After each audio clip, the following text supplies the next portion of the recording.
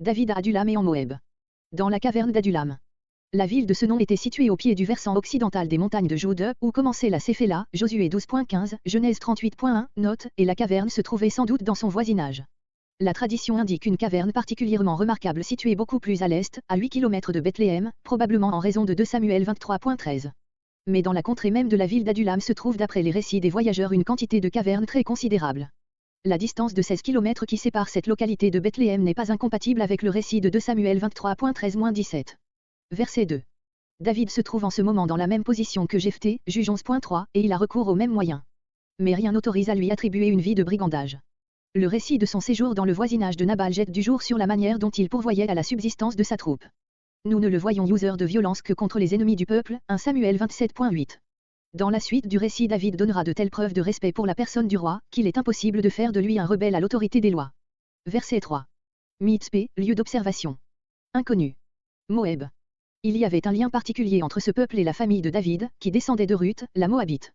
Verset 4. Tout le temps que David resta. Aussi longtemps que David n'eut lui-même qu'un asile tout à fait précaire. Son lieu fort, littéralement, le lieu fort, celui dont il faisait alors sa retraite, probablement en Moab, en tout cas hors de Jude, voire verset 5.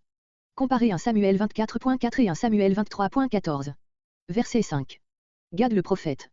Cet homme jouera plus tard un rôle important dans la vie de David. Dieu ne voulait pas que David demeurât dans une localité aussi rapprochée de la résidence de Saül et il le fait rentrer dans l'intérieur du territoire de Jude, sa propre tribu, là il y avait une forêt où il pouvait se tenir caché. Héret, localité inconnue. Verset 6. Saül tenait une assemblée solennelle, probablement judiciaire, comme le faisaient les rois de l'Antiquité. Verset 7. Il accuse les principaux qui l'entourent, de conspirer contre lui avec David, et cela, à l'instigation de Jonathan, son propre fils. Benjamite. Saül s'était entouré surtout d'hommes de sa tribu et les avait favorisés dans la distribution des charges et des bénéfices. Tout cela cessera, car David accordera les mêmes avantages aux gens de sa propre tribu. Verset 9. Doeg. Par cette dénonciation il a l'intention de gagner la faveur de Saül, à mesure qu'elle se détourne de ses conseillers qu'il vient d'accuser. Verset 13.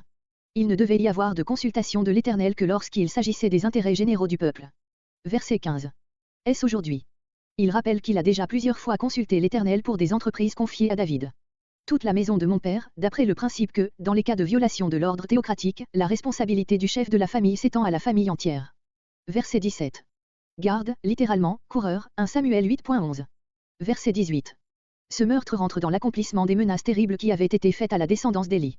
L'éphod de lin, vêtements de lin, de forme semblable à celui du souverain sacrificateur, caractérisant la dignité sacerdotale, 1 Samuel 2.18. Verset 19. Les gardes accomplissent ce massacre qui ne porte plus sur la personne des sacrificateurs. Il est probable que cet événement fut l'occasion de la translation du sanctuaire de Nab à Gabaon. Verset 20. David se trouve ainsi possédé dans son entourage la personne du nouveau souverain sacrificateur. Verset 23. Tu seras bien gardé. Le secours de Dieu, sur lequel David compte pour lui-même, s'étendra aussi à Abiatar.